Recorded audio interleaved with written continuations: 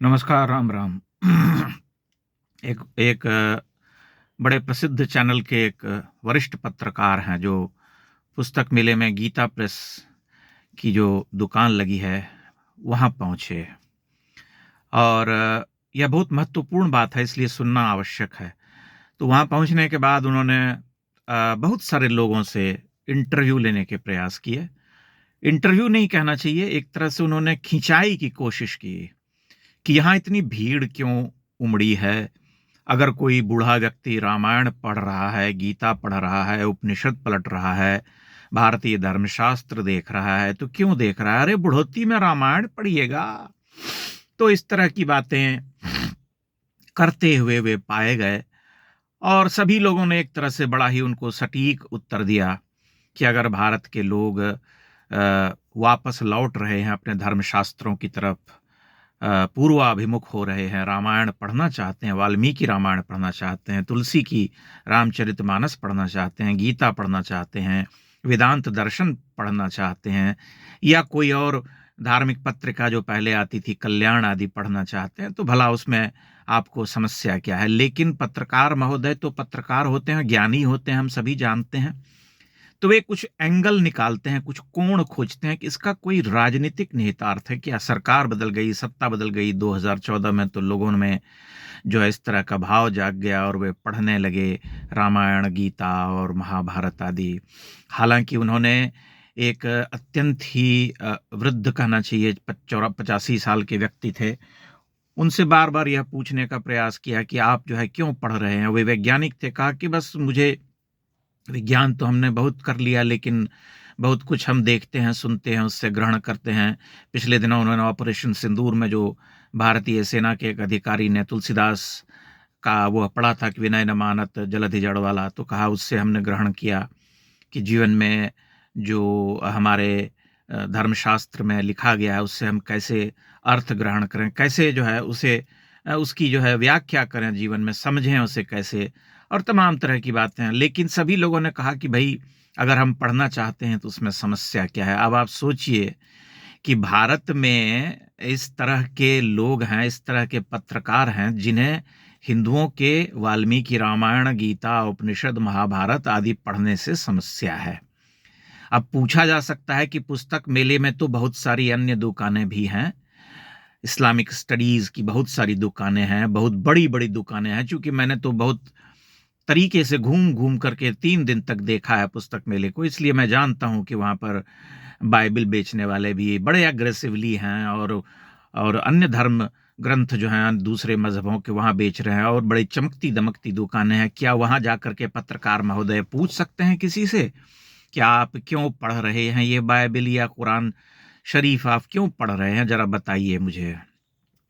वहाँ जाना संभव नहीं है, क्योंकि वहाँ जाने पर बहुत तरह के खतरे हैं, लेकिन वो जानते हैं कि वहाँ उनके कदम नहीं जाएँगे, उससे पहले उनके कदम जो हैं ठिठक जाएँगे। लेकिन सबसे आसान होता है हिंदू धर्मशास्त्र का, हिंदुओं की जीवन पद्धति का उपहास करना या उपहास उड़ाना, मज़ाक करना और यह सिद्ध करना कि हम सबसे बड़े ज्ञानी हैं, हम सबसे बड़े सेक्युलर हैं।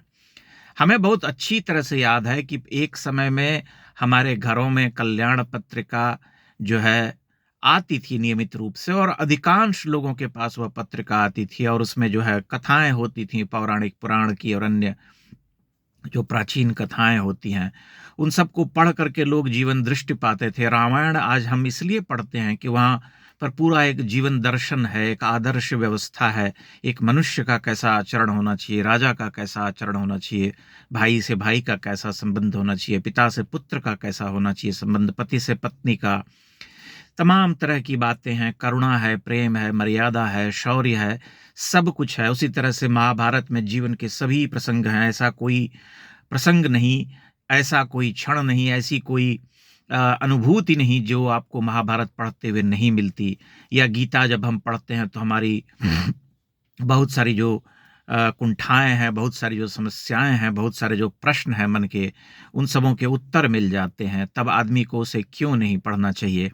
और हमें यह समझ लेना चाहिए कि हमने एक तरह से इन्हें स्मृति कहा है, चूँकि इनका एक सातत्य रहा है भारतीय सभ्यता संस्कृति में, हमने कभी इनको उस तरह से नहीं देखा जैसे वेस्ट में इतिहास को देखा जाता है, एक विलग करके, अलगा करके। ये हमारे जीवन धर्म से जुड़े हुए ग्रंथ रहे हैं और हमने सदा इनसे जो है उदाहरण लिए हैं, सीखे हैं। तब भला उन्हें पढ़ने में क्या समस्या है और किसी पत्रकार को वहां जाकर के व्यंग्य करने या उपहास करने का क्या अधिकार है। लेकिन यह सब होता है और यह स्पष्ट करना भी आवश्यक है कि पत्रकार महोदय जिस चैनल से आते हैं उसके मालिक कांग्रेसी हैं और जो है वहाँ पर इस तरह की जो है आप देखेंगे, इस तरह की प्रवृत्ति अनेक चैनलों में रही है। अब तो थोड़ी कम हो गई, लेकिन आज भी वह जारी है। इसलिए कभी-कभी बड़ा आश्चर्य होता है कि भारतीय समाज कितना आत्मविस्मृत समाज हो चुका था। अगर मान लिया जाए कि सत्ता बदलने के बाद लोग पूर्व की ओर लौट रहे हैं, अपने धर्म शास्त्रों को पलटना चाहते हैं, अपने तीर्थों में जाना चाहते हैं, भगवान राम के दर्शन करना चाहते हैं, काशी विश्वनाथ जाना चाहते हैं, सोमनाथ जाना चाहते हैं, केदारनाथ जाना चाहते हैं, तो भला आपको उसमें क्या समस्या है? क्या वे किसी का अहित करते हैं? ऐसा ही इन्होंने तब भी किया था जब कुंभ में अपार भीड़ उमड़ी थी। तब भी इन्होंने इसी तरह के नाटक किए थे, इसी तरह के हर दिन छाती पीटने का उपक्रम रचा था कि बाप रे बाप इतनी भीड़ जा रही है, ये हो रहा है, वो हो रहा है, जबकि हुआ कुछ नहीं। 1.5 महीने तक चला, एक भव्य कार्यक्रम हुआ, भव्य आयोजन हुआ, जिसमें कि लगभग पूरी दुनिया ने एक तरह से शाबाशी दी और कहा कि इतना बड़ा आयोजन जिसमें 60-65 करोड़ लोग आए और चुपचाप स्नान करके वहां से चले गए, यह जो है दांतों तले उंगली दबाने जैसा है, किंवदंती जिसे हम कहते हैं। तब उस आयोजन की प्रशंसा करने के बदले हमेशा उसमें कुछ पोंगापंथीपन ढूंढना या पुरातन पंथ खोजना और कहना कि अरे कुंभ कुछ नहीं होता है, आप कुंभ का महत्व जानते हैं। उसी तरह से अगर पुस्तक मेले में गीता प्रेस की दुकान पर भीड़ उमड़ रही है तो आपको समस्या क्यों हो रही है? राजकमल के दुकान पर अगर भीड़ उमड़ती है तो आप बड़े प्रसन्न होते हैं। वाणी प्रकाशन और राजकमल और लोक भारती और ज्ञानपीठ, क्या यहाँ पर सारी ज्ञान की निर्झरी बहती है और यहाँ जो पुस्तकें मिल रही हैं उन पुस्तकों का कोई मूल्य नहीं है? संपूर्ण आधुनिक साहित्य जो है उसकी क्या पहचान है इन धर्म ग्रंथों, इन शास्त्रों के अलावा? क्या उनका अस्तित्व भी है कुछ? अगर वाल्मीकि रामायण न रही होती तो इस देश में क्या कोई और रामायण लिखी गई होती? 300 रामायणें जो लिखी गई हैं वो कैसे लिखी गई हैं? वह आधार ग्रंथ आदि काव्य कहा गया। उसी तरह से महाभारत से हम क्या नहीं सीखते हैं? गीता से हम क्या नहीं सीखते हैं? उपनिषद से हम क्या नहीं सीखते हैं? अब भला इन दार्शनिक ग्रंथों और धर्म ग्रंथों को पढ़ने से किसी को क्या समस्या हो सकती है? सोचने वाली बात है। लेकिन वही है, एक निर्मल वर्मा ने एक बड़ी अच्छी बात कही थी कि जो लोग अपनी ही संस्कृति से निर्वासित हो जाते हैं, उन्हें निर्वासन की पीड़ा समझ में नहीं आती। तो ये वही लोग हैं, ये आत्मनिर्वासित हैं। इन्हें इस बात से समस्या होती है कि गीता प्रेस पुस्तक मेले में गीता प्रेस की दुकान लगी है तो वहां पर इतनी भीड़ क्यों है और बूढ़े लोग क्यों पढ़ रहे हैं?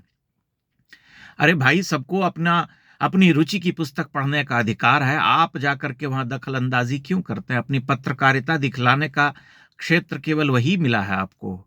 जहां जहां पर आपको हिंदू धर्म को कटघरे में खड़ा करना है वहां आपकी पत्रकारिता जगमगा जाती है, लेकिन अन्य जगहों पर आपकी प्रतिभा जो है कुंद पड़ जाती है। ऐसा क्यों है?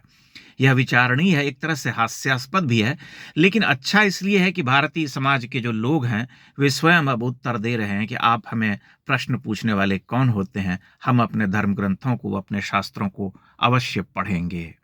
बहुत बहुत धन्यवाद।